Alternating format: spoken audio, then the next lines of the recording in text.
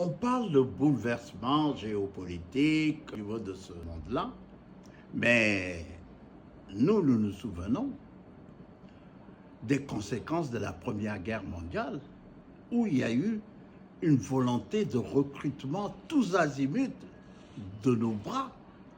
Entre 1915 et 1916, il y a eu de la résistance contre ce recrutement.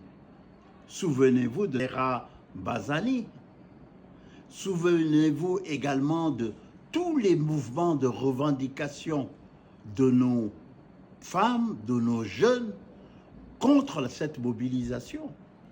Le 1er septembre 1939, là, il y a eu un conflit entre le gouverneur du Soudan, du nom de Dessanti, et le haut commandant du recrutement des troupes de l'AOF, le général Dubuisson, qui voulait absolument avoir des bras. Autrement dit, nous étions un réservoir de bras pour aller faire une guerre qui ne nous concernait pas. Une guerre, comme disait l'ancien combattant, une guerre des Blancs. On sait tout ce que ça a pu engendrer comme problème. Ils voulaient en réalité bénéficier de ce qu'on appelle le code de l'indigénat, avec les travaux forcés. Donc, devrions-nous, parce que nous avons des organisations sous-régionales, la CEDEAO d'une part et l'AES d'autre part, chacun ayant un programme dit de sécurité, chacun ayant des objectifs géopolitiques précis, devrions-nous continuer à nous égarer dans des contradictions organisationnelles, sans choix doctrinal, sans choix stratégique, alors qu'il urge, que le monde urge de défis géopolitiques. Pas seulement les États-Unis représentent, pas seulement la Russie, mais vous avez d'autres puissances surrégionales. La Turquie aura son mot à dire dans cette histoire, contrairement à ce qu'on croit concernant l'Ukraine. Alors, par des jeux d'alliance, nous les Africains, serions-nous encore obligés d'être embarqués dans une histoire qui ne nous intéresse pas, qui ne priorise pas nos intérêts?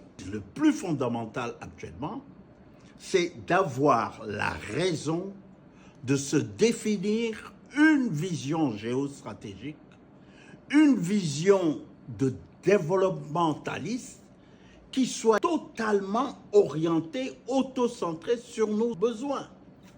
Nous ne pouvons plus être des réservoirs de guerriers. Nous ne pouvons plus continuer à avoir des stratégies définies en dehors de notre espace géographique. Nous ne pouvons plus continuer à être à la remorque de puissances moyennes ou grandes, fortes ou pas fortes, pour nous dicter le comportement, les alliances que nous devrions avoir.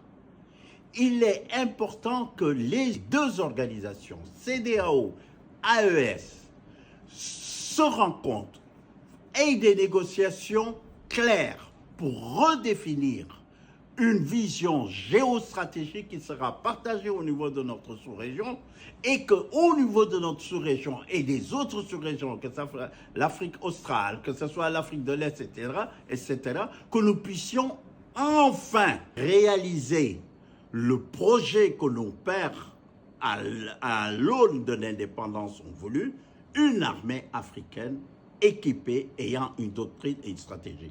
Le Mali, dans ce cadre, a joué un grand rôle. La commission de réflexion pour cette armée s'était parrainée ici au Mali par notre état-major général à cette époque-là.